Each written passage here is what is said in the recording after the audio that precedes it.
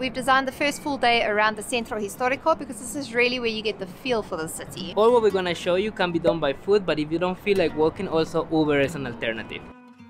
Planning your trip to Mexico City can be a bit overwhelming considering its size and its diversity. That's why we've created the perfect 3-day itinerary with a few optional day trips to help you make the most of your time in Mexico's capital city.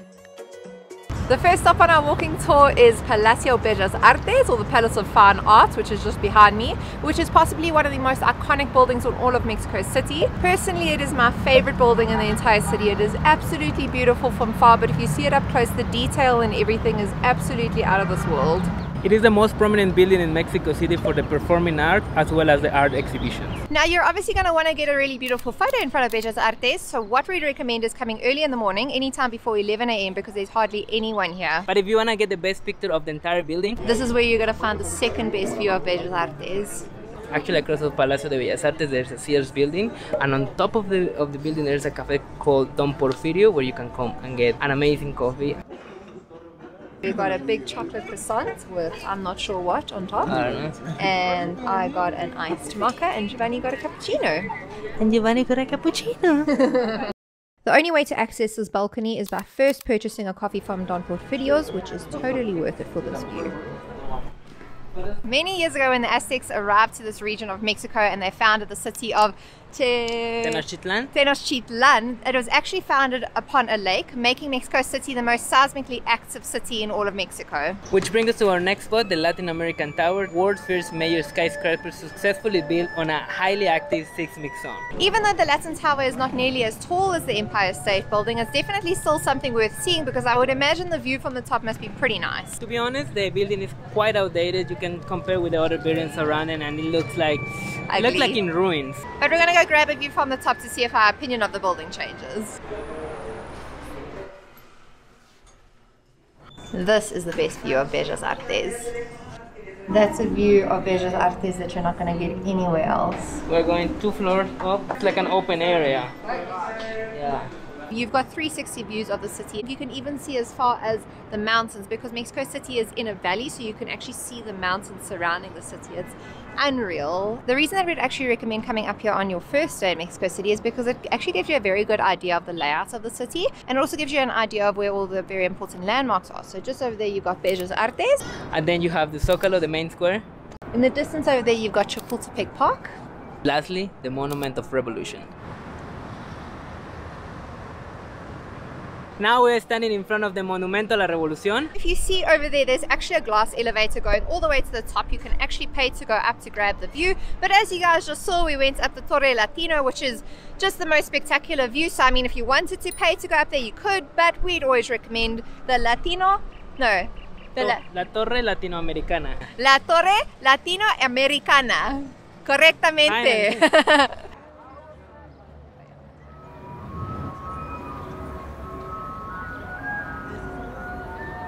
Our next spot is actually one of the most culturally significant parts of Mexico City, the Zocalo. We're currently at Zocalo, also known as the Constitution Plaza or Plaza de la Constitución. Basically, it's the main square in Mexico City. The reason why we said that it is one of the most culturally important spots in Mexico City is because this was actually the main ceremonial ground of the ancient Aztec city of Tenochtitlan. Yeah. Did I say that right? Yeah. Tenochtitlan. Something I must say is the sensory overload of Mexico City is just wild. There are so many sounds, so many people, so many smells, just so many things going on. Like, as someone who really enjoys peace and quiet, Mexico City really gets me a little overwhelmed, I'm not gonna lie. On 16th of September is the Mexican Independence Day. Basically, the entire square here at Zocalo gets completely shut down and fills with thousands of people to celebrate the Mexican Independence Day. And up there on that balcony, it was where the President of Mexico gives El Grito, which is translated to the shout, which is basically his speech that he gives every 16th of September to celebrate the independence of Mexico.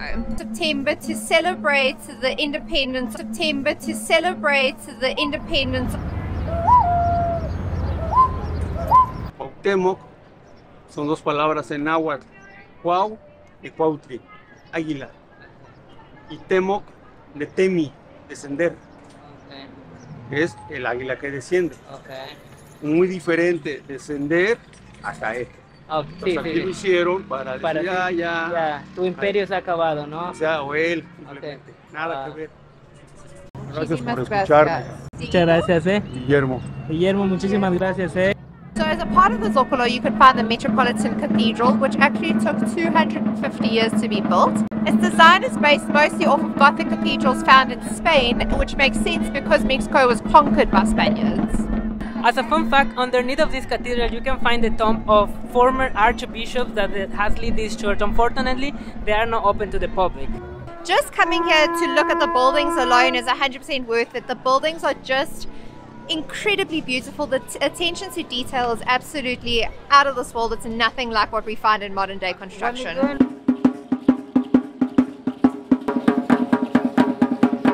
If you've watched any of our other videos that are based in Quintana Roo, which is in the south of Mexico, you would have seen us interacting with the Mayan culture. However, here in the center of Mexico, the Aztec culture holds significance. What is this? I don't know exactly what it is, but it smells very nice. La limpia, which translates to the cleanse, is an ancient practice of the Aztecs as they believed everything in this world has a spirit. We can't confirm that this man is a genuine shaman, but the idea is that he is cleansing Giovanni's spirit to achieve purification and protection. As you just saw, the Aztec culture is of huge importance here in Mexico City, which brings us to our next location, which I've actually been the most excited for today. We're currently standing in the ancient city of Tenochtitlan, which was built in devotion of multiple Aztec gods.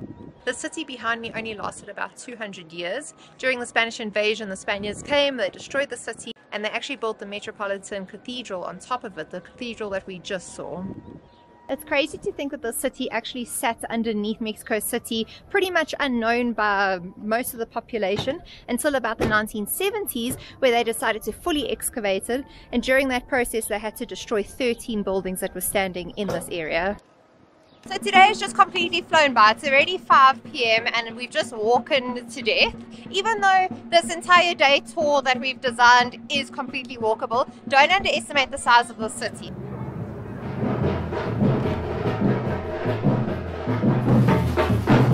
Just like we were saying a little bit earlier, there's always something happening here. It's like a carnival!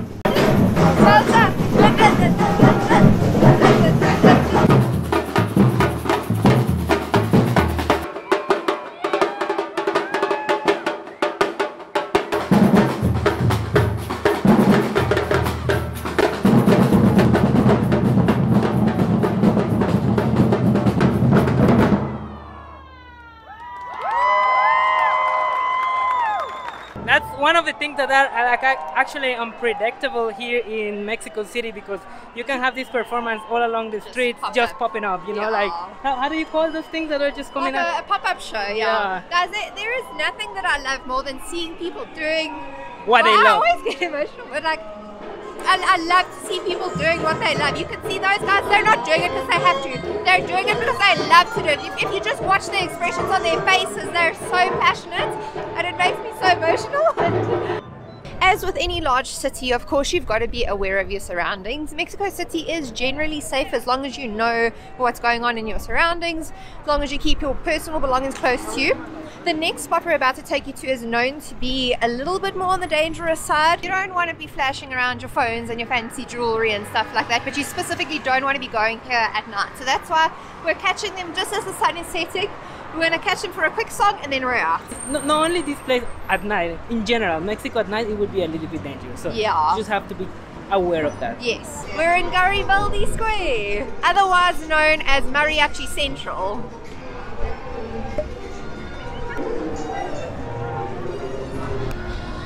Mariachi is very important in the Mexican culture. Basically was established around the 1850s. Basically it started in the western states such as Jalisco, Nayarit and Michoacan. Giovanni and I haven't really explored the western side of Mexico just yet. However, it is on our list. We're actually currently on the mission of visiting all 32 states of Mexico. While we do that, we're going to be sharing what it's like to live and travel in Mexico. So if you're interested in Mexico at all, please consider subscribing to our channel so you don't miss any of our future uploads.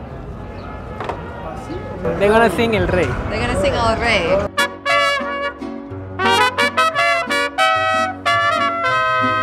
Buenos días. día en que yo me muera, sé que tendrás que llorar. Llorar y llorar. Dirás que no vas a quedar. Siendo el rey. Gracias, caballeros. Hasta luego. Hasta luego, gracias. Basically, when you're down here in Garibaldi, all you need to do is walk up to a mariachi. A mariachi will probably actually walk right up to you and offer to sing a song. Yeah. Basically, we just said sing your favorite, which was El Rey. El Rey. Yeah, if you don't know any Mexican songs, don't worry. Yeah. They've got a whole list in their repertoire. Yeah, and actually one of the most popular will be El Rey, Cielito Lindo, and might be another one we're gonna put it on the screen. Yeah. So you see how traffic is going in this direction. This lane over here, the bus is going in the opposite direction. So just be very aware when crossing the streets here in Mexico City. Our last stop in our tour is the Barrio Chino or Chinatown here in Mexico City. Of course, when you're in Mexico City, you want to be trying authentically Mexican food, but something to keep in mind is that the international cuisine here is also very important and makes up a big part of the food culture. That's why we chose to come to Chinatown. We're going to try one or two things, and then that's the end of day one for you guys. I think that's kind of dumplings. Pan al vapor de harina de arroz, no contiene huevo, ni leche, ni azúcar, ni sal. Porfa. Muchísimas gracias. Pretty plain until you get to the chocolate in the middle. I don't like it. Not bad. I like 6 out of 10. We're coming for a very light dinner. Simone. Simone? We're going upstairs. Dinner with a view. Dinner with a view. We are in Chinatown.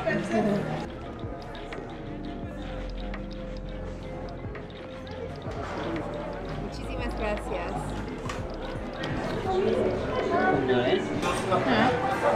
You can try the chimkin.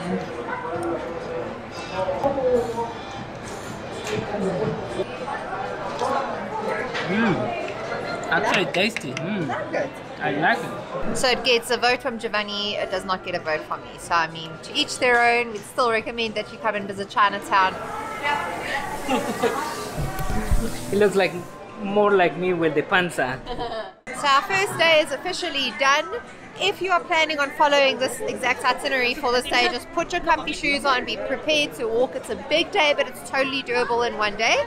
And yeah, I think it's bedtime, so we'll see you tomorrow. See you tomorrow. Before we get into day 2, here are 3 traditional street food items you should eat while you're in Mexico City. Everything what we are about to show you is located in one single strip, so whatever you want to find of Mexican street food, you will find it in this strip. Yeah, and if you're only coming here for 24 hours, 48 hours, this would be the place to come because literally everything is right here. It's very close to Centro Historico. It's in a very well-known location, so you cannot miss it.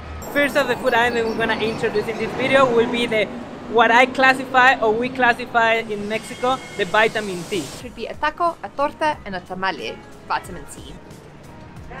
When you think of Mexico, the first thing you probably think of is tacos, or as Giovanni likes to say, tacos. So that's what we're getting next. So at any taco stand you find yourself at, there will be a few different options of fillings. Our favorite is actually taco de pastor, which is that thing. You obviously can just eat your tacos plain, but we'd highly recommend getting sauces on them just to add a little bit of flavor, a little bit of juiciness. Este es más picante. Do you want picante or?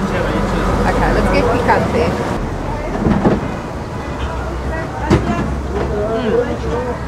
What I really love about the pastor is the meat gets a little bit crispy, and then they add cilantro and onion, and then of course your spicy sauce, which gives it like a freshness as well. Okay. Gracias. Hasta luego. I think we can tell that Giovanni enjoyed his taco. Why? Oh shit!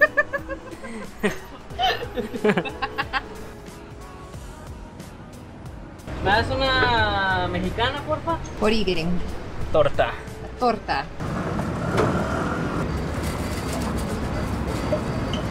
Well, we have here the super tortas, which are like super. And a torta is a sandwich. The torta is a sandwich, and here you can see that they have breaded chicken egg, and jalapeno chili. The bread is really crunchy. The meat is not crunchy, but it has a really good taste. And the egg, the combination is quite nice. Now, we know a lot of people are really concerned about getting sick from the street food. Touching wood, we've been living here together for over 2 years and we've never experienced any kind of food poisoning from street food other than the other day at Xochimilco. So I wouldn't say that it's something that happens very often, but just be aware. Street food is part of the culture here, so I mean, it really is up to you if you're willing to take that risk. Sometimes it's really worth it to take the risk. No, the food is really good.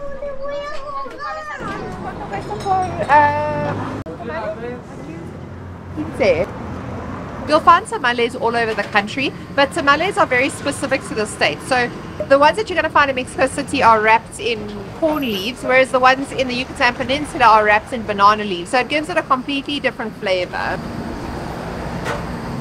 Okay, so this one's a bit soft. Sometimes they'll be a little bit more dense, sometimes they'll be a little bit more soft. Okay, so as you can see inside here, we've got like shredded chicken that's been cooked in salsa verde.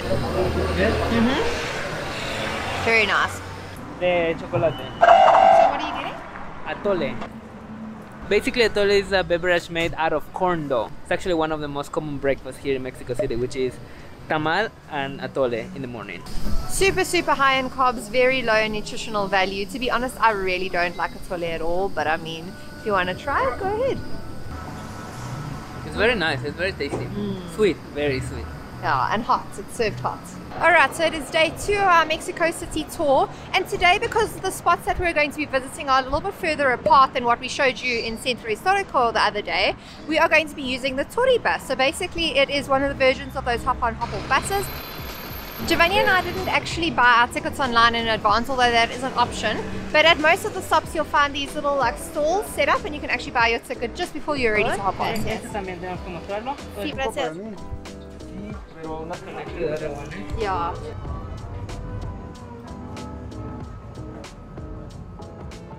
First stop of the tour is the Angel of Independence, or El Ángel de la Independencia. This sculpture or monument was finished in 1910, 100 years after Mexico gained independence from Spain. So if you take a look at the monument, it's actually massive and there's a lot of things to look at, but of course the main feature of the monument is the angel herself.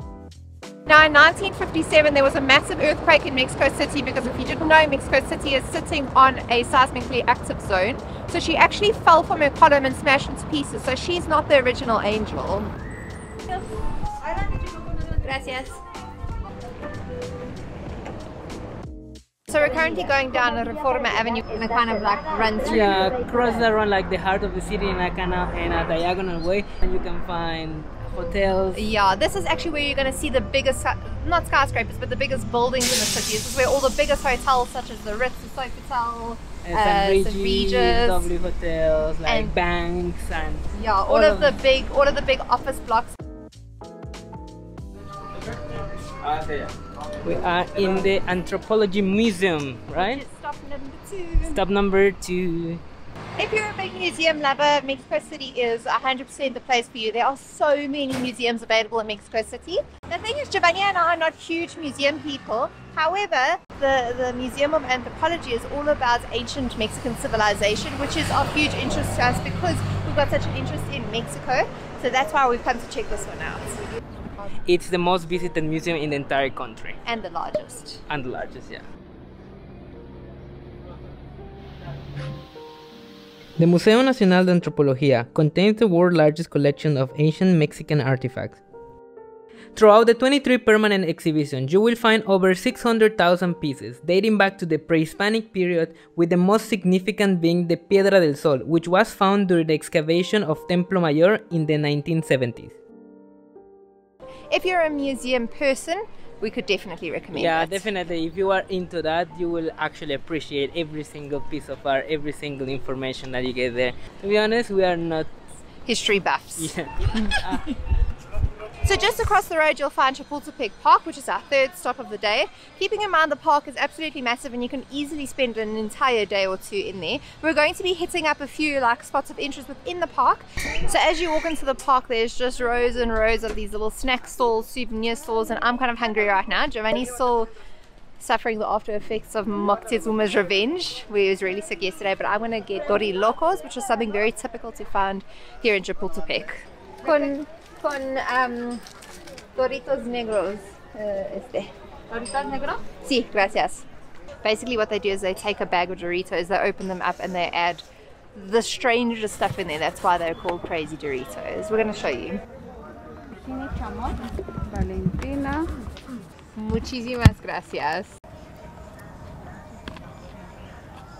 It's a bit weird. It's not something that I would have very often, but if you are in Chapultepec Park, I definitely would get one just for the experience. What happened? Whew. Valentina, you can get regular Valentina and you can get extra spicy Valentina. I actually didn't notice what she was putting on. I just assumed she was putting on regular Valentina, but that was definitely not regular Valentina. My lips are on fire. I'm still suffering of Moctezuma's revenge and I'm taking it easy. I must say, Chapultepec Park is absolutely gorgeous. Aside from like all the historical monuments, the actual layout of the park is stunning as well. The park is so big that there's spots in the park where you don't even see any high rises around you, which is amazing. So we're going up there. Honestly, the walk up, I mean, you can take it as slow as you want to take it, but it is quite an incline, and because of the altitude of the city, Giovanni and I are like relatively fit people, but we're both struggling to get up here. We've arrived at the castle now, and just from the front already you can see it's absolutely beautiful. The gardens around the castle are absolutely impeccably maintained. It is actually impressive, like how the building was built many years ago and still be preserved like it is right now. To think that this was built in the 1700s, and to think how high of an elevation we're at right now, like how did they get all of these building materials up here without the modern day technology we have, is just, it's crazy. Construction of this magnificent castle on the hill began in 1785 and is the only castle in North America to have served as residence to royalty. Now a popular tourist spot for its gorgeous interiors and its breathtaking views of the Chapultepec forest, it is most famously known as the site of the death of 6 young men who fought to defend the castle during the Mexican-American War in 1847. I think when you're down at ground level looking at the park, it's impressive, but from up here to see how many trees and how dense it all is just 100% worth it. It's 100% worth that climb up the hill. You've got 360 panoramic views of the park. You can see the lake, you can see how dense the forest is. I feel like you can see the Angel, you can see Reforma Avenue, the Ritz-Carlton, all of the like big buildings in the economic district of Mexico City. You can see it from here. You can see the Niños Héroes monument, which is actually where we're headed next, so we will see you there. Basically, this monument is in honor of the kids who defended the castle until they die. Interestingly enough, they really were children, the oldest being 19 years old, and theoretically the youngest being 14 years old, and all of them died trying to defend their country during the Mexican-American War. And there was one of the kids that wrapped himself with the Mexican flag and throw himself in order to don't get the flag don't get taken by the Americans or by the enemy. It's just so much huger than I can explain. Just the blocks alone used to build the columns must weigh, I don't know, like a ton each. They're just, the scale of it is just amazing. Chapultepec Park is really cool, but if we have to be honest, it's not our favorite park here in Mexico City. So if you stick around until the end, we're going to reveal the location of this incredible park. Alright, so we've got one more spot to show you within the park, but before we do that, we're going to actually go grab a snack or two because I'm kind of hungry. Plus, that's actually one of the main attractions here in the park. Literally all over the park, you're going to find stands lined up all along the sidewalk selling all kinds of things like souvenirs, anything you can think of, as well as prepared snacks. You're going to find prepared food, you're going to find candy, you're going to find chips, you're going to find chicharrones. You can even have wrestler masks, you can have latex masks from all the former presidents of Mexico. They've got very strange things here. Like there's nothing that I've seen so far that I have any desire to buy, but it's just very interesting to come and have a look at everything. ¿Está No. No. Gracias. This is basically a chicharrón preparado, which is fried flour, coleslaw, guac, tomato, and slices. And these things that I don't like it. They call them cueritos. People seem to love them, and to be honest, I hate them. You might like it, eh? Really? Feed me. Not bad. Although I must say I definitely prefer regular chicharrones where they only have Valentina sauce on. I don't know if I'm a huge fan of having like the salad on top of them. Something that I've noticed specifically about the vendors here in Mexico City is they really like to sing their words. So whatever they're selling, they'll say it, but they'll like extend it. So give me a word. Dorilocos. Dorilocos, Dorilocos, Dorilocos. Pásale, güerita, pásale, pásale, compre sus tortas, sus quesadillas, sus chilaquiles. So if you've done any travels around Mexico, you'll know that one of the landmarks that you'll find in every single location that you go to will be the colorful letters of the location that you're at. If you're wondering where the CDMX letters are, you'll have to come to Chapultepec Park, and they're just here sitting on the edge of the lake. So our last stop in Chapultepec Park would of course be the Chapultepec Lake, which is obviously one of the main features of the park. Although you cannot or you are not allowed to swim in any of the lake, in the Lago Mayor is where actually there are like rowboats that you can rent, also the paddle boats that also you can rent, and you can see families having a lot of fun together. Yeah. Because we said the park is so big, there's actually so much to see and do and so much ground to cover. You could easily spend an entire day here. Now we're exiting Chapultepec Park. Actually just underneath us is a grasshopper. Actually Chapultepec means grasshopper on the hill in the ancient language of Nahuatl. The ancient Aztec language of Nahuatl. Ancient Aztec, yeah. That's right. Just one stop, eh? Yeah. So this was our last stop on the bus. We can't get on anymore. They finish at 7, but that kind of means you need to be on your last trip at about 5. Aside from that, I could highly recommend it. I think we had a really great time, like experiencing the city from the second level of the bus. Also the ease of moving around with the bus, we could highly recommend using it. Yeah, sometimes you have to wait a little bit for the next bus. Yeah. But usually it's about 20 minutes? Yeah, 20 minutes if you're staying on the same route. Sometimes it's even up to 40 minutes if you're like switching routes. But yeah, could highly recommend Turibus. Yeah, it's actually cheaper and it's actually quite nice. It quite is good, yeah. clean, well maintained, on time, efficient, great. Cool. There's more to Mexico City than just the city itself, so I'd highly recommend considering these following 2-day trips. So the first day trip we can highly recommend doing is coming to Aztec Stadium to watch a match. It is just an incredible experience. It doesn't matter if you are a fan of football, soccer, however you call it. It's an authentic cultural experience here in CDMX. Yeah. Let's see.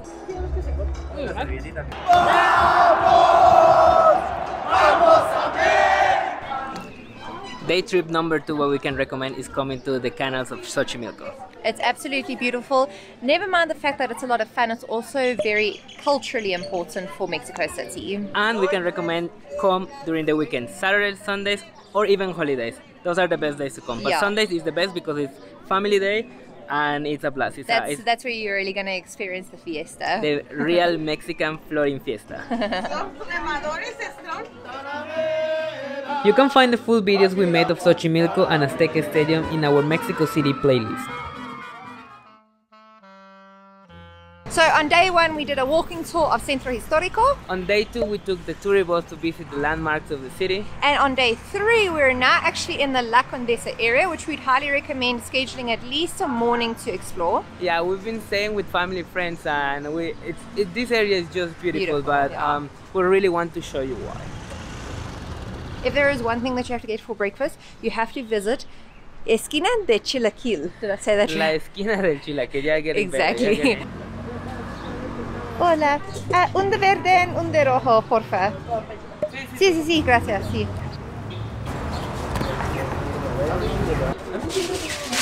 Super rapid service. They put that together honestly in like the span of a minute. So basically what this is it's a bread roll with breaded chicken. And then they put chilaquiles, but the chilaquiles have been soaking for a while. Now with chilaquiles you can always get salsa roja, which is red sauce, or you can get salsa verde. So we got one of each. Man, look how full of juicy goodness that is.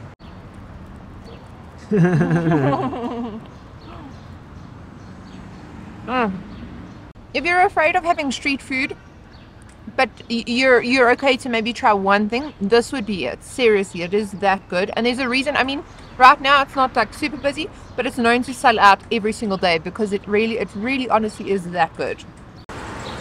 Man, why can't they have this available near the offside by us? Let me tell you, you will get sick of that.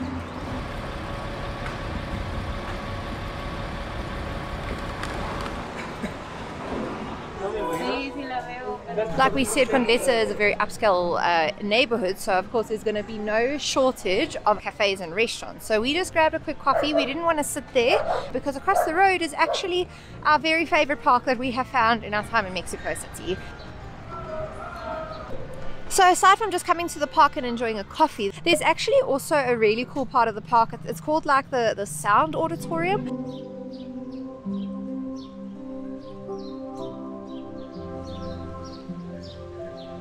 So peaceful in here. It's actually so easy to forget that you're in one of the most densely populated cities in all of Mexico. It's just such a beautiful place to come and just disconnect from the city. Comparing it to Chapultepec, if we had to choose, we would definitely come here instead. If you enjoyed this video, you may also enjoy this video that we created on CDMX, where we share how to stay safe, when to visit, and how to get around. Please give us a big thumbs up, consider to subscribe to our channel, and we will see you in the next one. Hasta luego! Join us next week where we share our experience of what a modern meets traditional Mexican wedding is like.